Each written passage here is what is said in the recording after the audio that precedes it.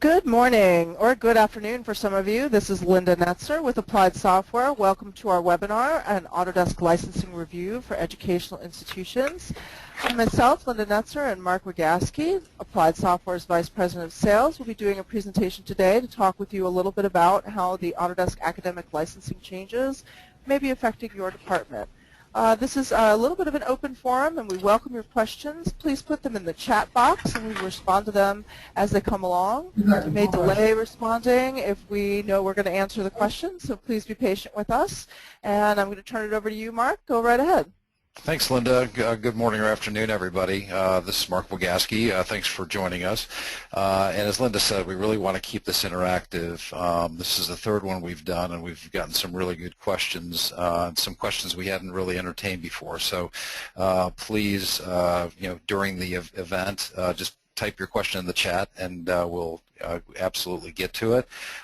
If for some reason or other you're uncomfortable and you want a one-on-one conversation, our contact information is here, linda@asti.com and mwagaski@asti.com, and our telephone numbers, and I'll put those up later on as well. So I'm going to just jump right into it. So Autodesk obviously has made a pretty major announcement, and I think there's really two edges to the sword. The first edge is that all academic use of Autodesk software is now free, and that is for each academic institution that is teaching Autodesk software on campus or even online type of instruction. As well, all students are able to get free access to software. So if there's any questions about how any of that happens and how you make that happen for your university, we are here to help. And if, again, we can get with you individually, we can send you the link. Obviously, you can't necessarily click the link that's in the presentation here, but that is one edge of the sword. The other edge of the sword is that by virtue of this change, Autodesk is now requiring universities who want to continue to use or use Autodesk software for internal use facilities, physical plants, any number of different departments that might be using the technology, that those departments in the university will have to put licenses in place at a cost in order to use the software. So there are some little idiosyncrasies, by virtue of some of your contracts that you had with Autodesk. You, in fact, do have the ability to continue to use a version of the software that you have been using. And this is where some of the bigger questions come in. It's like, so I had a suite that I was licensing under academic, and I'm currently using 2015 version. Can I continue to use that? And the answer is yes, you can use that in perpetuity, but you do not get the other benefits of being on subscription, because you're technically not on subscription. You do not get the other benefits that somebody that's on subscription would get. So again, we can get into some of the details there. And so while I'm at that point, let me just stop and ask if there are any questions, or if Linda, you'd like me to clarify anything. No, I think you got it, Mark, and there are no questions yet, so keep going. Okay, and again, don't hesitate to send us an email offline as well, and we'll make sure we respond to you. So I'm going to jump out of this real quick, because I think one of the things that has really helped us, we've helped, I can't even tell you, every week the number of higher ed clients rises really from coast to coast. But what we found is that there's a process we're working through. So I don't expect anybody to get a ton out of what I'm showing you here, but there's a process that we've used, and it starts with, let's get the quantitative, let's get the quantities of licenses that are currently being used by the campus understood. And we can do that either through providing a service that can go out and do a network sniff and determine where Autodesk software is, or most of our academic clients have actually have a solution or some software in-house that they can go out and actually sniff the network and determine where they've got licenses installed. That is a big part of the beginning of understanding how many licenses are going to be required. And these are two examples of two universities, and I've changed the names and all that. that to protect the innocent, but examples of that quantitative analysis. The second piece that we do is a qualitative analysis, so we're calling, and that is trying to understand the not only what licenses folks are using, but also how often they're using it. And we do this by sending out a survey to everybody that the university wants us to send it to, or the university sends it out. So essentially they gain the quantitative information, determine who's using the software, and then they send the survey out to them to ask them which types of software, which titles, if you will, do you require or will you require into the future. This is where we gather this information. You can see AutoCAD, AutoCAD Architecture, AutoCAD MEP, right across the board, the Revits and so on. Determining where each one of these, and some folks are using one, some folks are using more than one title, and then the other piece of information that's gathered in that survey is how often do you use it. Is it all the time? Do you need it 100% of the time that you're at work? Do you need it 50% of the time? This is a pretty extreme example where it's either 100% or 50% for the most part.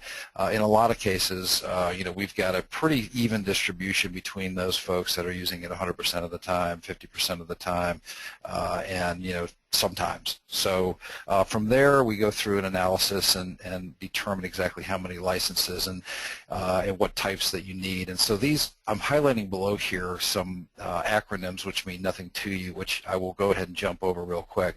So what we're finding, two things we're finding. One is that the best value in license types that our customers, our education customers, have been able to take advantage of are one of these 6 suites: the Building Design Suite Standard, Premium or Ultimate, and Infrastructure Design Suite Standard through Ultimate. And most of them tend to fall into the Building Design Suite. And within each one of these suites, you can see the products that are included in each one of these suites. And obviously up here I've got its lowest cost to highest cost. By moving from a Standard to a Premium, you're adding Revit and Navisworks Simulate and 3ds Max, which is a rendering technology.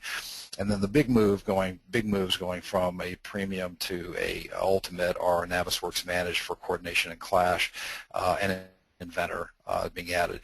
And what we found is that one of these 3 suites, and typically depending on how much you're utilizing and moving toward BIM, it's either going to be mostly these suites or these suites. And the beauty of it is that you've got multiple products that you can draw from each one of these.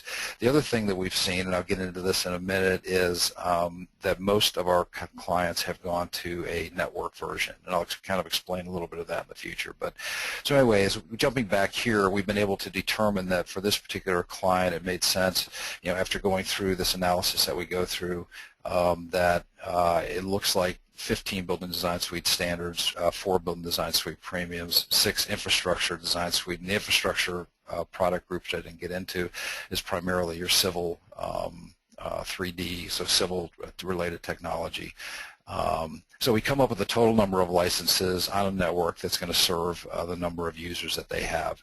And we've seen, anywhere from, this is a pretty extreme example where there's a lot of full-time users, to situations where we've had over 100 users, and we've been able to, in the schools, been able to license, around 40 to 45 network versions to serve over 100 people.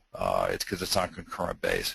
So I'll stop there for a second to see if there's any questions. I do want to jump into the a couple other things that's kind of give you guys some food for thought. But Linda, are there any questions at this point? Is there anything else I should be covering? No question. No questions. Okay. You're doing a great job, Mark. You're hitting all the points. Thank you. Try my best. All right, so just to give you guys a feel, this is an example, a real-world example of one of the schools that we worked with, and it's pretty consistent, but this gives you a feel for the departments, and you don't necessarily have to pay attention to exactly what these departments license, but really this is what I want you to pay attention to, that it's not just the facilities department. I mean, it's everybody from the executive offices to the research department to information technology, but this is why we really stress that that. Let's just not focus on facilities. Let's make sure that we broaden this, and you can have get a pretty good indication in this case that it was pretty well spread across the board. As a matter of fact, facilities, while they had a bunch of licenses that they required, research had actually just as many, if not a little bit more, that they required. So again, this is why it's so important to go out and do the quantitative, some sort of a way to identify who's using the software, right? The suite comparisons we got into a little bit, so unless there's any questions on that, we can always jump back to any of these and answer any questions. The license types, and this has changed a little bit. So the one thing that I want to point out, a lot of you may have heard about Autodesk offer and maybe even taken advantage of the 90% discount on desktop subscription. But that did in fact expire back on 1/31 of this year, so that no longer exists. So if there's any question there, I just want to make sure that I'm pointing that out. But Autodesk does offer really two different ways, and a little bit of a nuance on the two different ways to license that are traditional, and then you've got desktop subscription model. I want to just go into a little bit of detail to make sure everybody understands what that means. Under the perpetual license model, excuse me, it is an upfront license fee with annual subscription, annual maintenance subscription. They're actually changing the names around a little bit, but that's an upfront license fee plus subscription, and then you'd pay annual subscription maintenance moving forward in years 2 through N. So that's pretty standard and straightforward in the software industry. Although things are moving more toward term-based licenses, and we'll get to the desktop subscription term-based in a minute. Your typical annual subscription maintenance fee is about 11 to 15% of the license fee. It does vary, and the other thing that it does is being on subscription gives you some benefits. And while I'm on this right now, why don't I just jump to this real quick so that you can understand. So subscription provides obviously some predictable budgeting, year in, year out, within a few dollars, what your subscription, what your fees are going to be. It gives you rights to product upgrades and new product releases.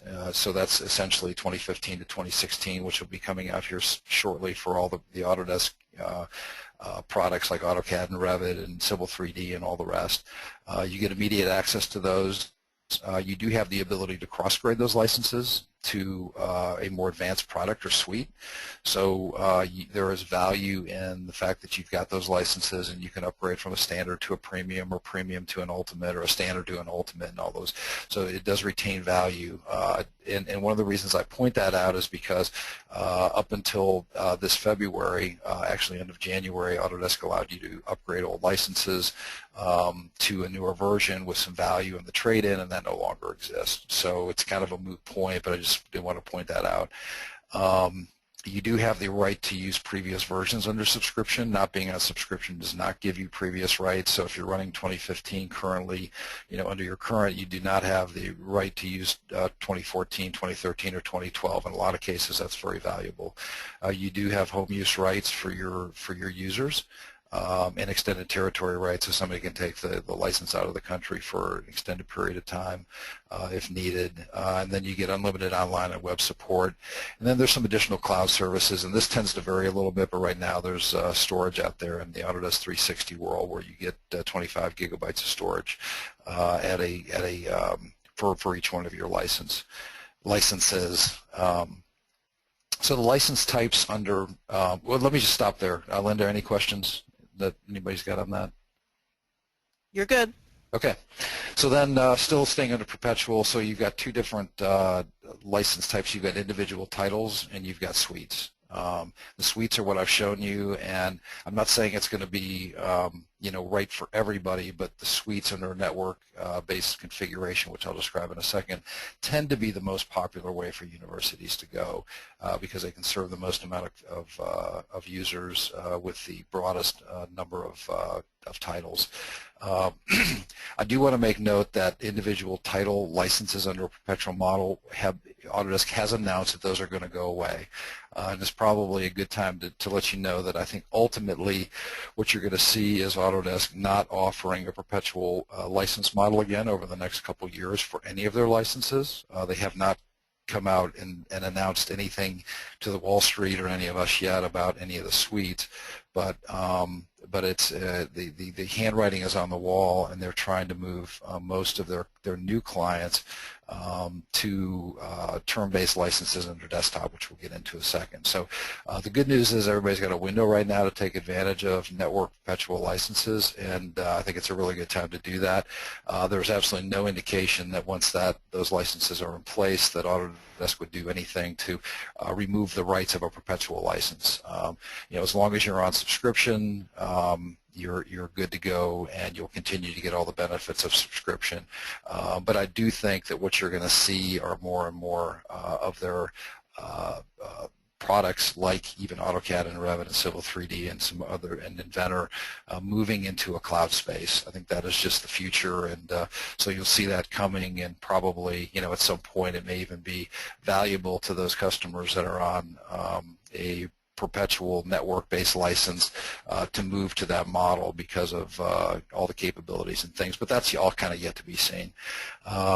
Under a network license, I've talked around this a little bit, but basically all your users have access to licenses via license server, so you're essentially putting all 20 or 15 or 10, however many licenses you need, on a server, and as your users require an AutoCAD or a Revit or Civil 3D, they're effectively checking that license out, and once you've reached the maximum number of concurrent users, then no one else can get into a license until somebody returns that license, or you have an automatic timeout. There's a lot of things you can do to set it up, so if somebody's inactive for 30 minutes or 45 minutes, whatever it might be, it'll throw that license back into a pool, and those are some of the kind of things that Applied works with every one of our commercial customers on, whether it's a commercial or architecture firm or school, to set all those up in the front end.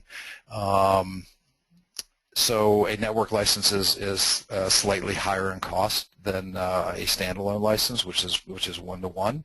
But as you can understand, it's actually got more value as well.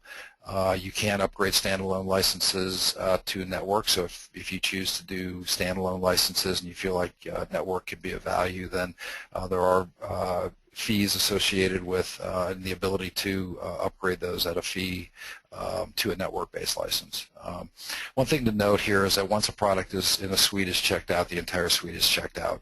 So an individual user can use AutoCAD or AutoCAD Architecture or AutoCAD and Revit at the same time, but you cannot have multiple folks checking out multiple items. It's kind of like Microsoft Office, where you can't have one user using Word and another one using Excel. And then another little nuance, we'd always set up your server and help you set it up so that it's always drawing from the lowest cost suite first, so that if somebody needs an AutoCAD, it's not taking it from the most expensive AutoCAD or suite that includes AutoCAD. The standalone licenses, we have basically one license or suite residing on one computer. That license can be accessed by more than one person on that computer only. So you could have multiple people that are accessing it, but it can't be multiple people can't use that, which is why the network licenses make the most sense. But again, one of those things we work with you on. And then the desktop subscription model is effectively term-based licenses and licensing. And it's effectively the same product, but you can license that on a monthly, quarterly, annual, or even multi-year basis.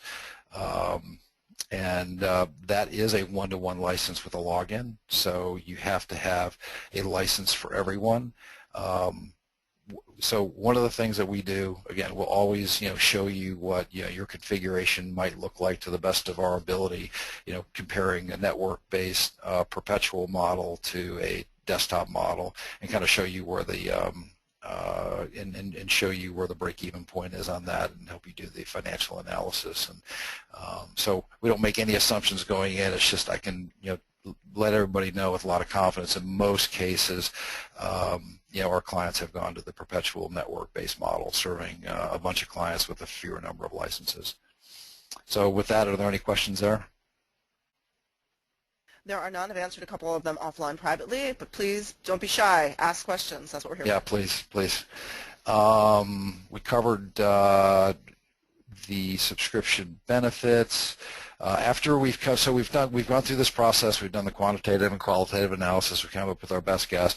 Then what we do is essentially share with you the a proposal, and this is just list price proposal. I don't want to set any expectations for anything, but in this particular case, it was 10 building design suite standards on a network license with subscription, 28 building design suite premiums with subscription, one infrastructure design suite premium, one infrastructure design suite ultimate. Again, your mixes and quantities are going to change. This is just an example of one of the larger universities, and what the outcome was there. From there, again, as I told you, this has got no data in it, so you're not missing anything, but this is where we'll go ahead and do the perpetual versus term-based term pricing comparison, and determine where the break-even point is based on either looking at the costs associated with the perpetual standalone or perpetual network versus the term-based pricing. Okay, so again, there's nothing there, but this is the sheet that we use, and all this is just standard Excel. I mean, I'm actually more comfortable going through an Excel spreadsheet than I am going through a PowerPoint. So let me jump back real quick. Actually, I think this gives you an example of what I was describing. And in this particular case, the perpetual break-even was somewhere between, actually it was about year 2 in this particular case. And so this is just an example of the analysis that we go through. A couple, things, what happens if, and there's all kinds of different questions, so I'll if there's any questions in regard to what happens if, or what happens, or, answers. But, so what happens if you do a perpetual license deal and the amount turns out to be too many? Well, if you find out the first 30 days, you can return those at no charge. Autodesk has a 30-day return policy, so if we can really pay close attention and determine that, you license 10, but, you're really only, hitting on 6 or 7, you do have the ability to return those within 30 days. You can drop subscription in year 2, but I would warn you that at any point I would not recommend dropping subscription on any licenses unless you just absolutely positively know that there's no chance they're going to be used, particularly with all the changes that are going on, because getting that type of license back in play is probably going to be next to impossible, if not entirely impossible. And so maybe more information than you need to know, but again, we're here to counsel you, at all stages, not just today, but as we move into the future as some of these opportunities present themselves. Again, and then I would say there's potentially you get a extended return policy for EDU, but again, I wouldn't count on that. So what happens if we do a perpetual license deal and the amount turns to be too few? You can add additional network licenses. You can add, if they're standalone, you can network them so that you can serve up more customers and users with the existing license. You'll always have the ability to do commercial pricing.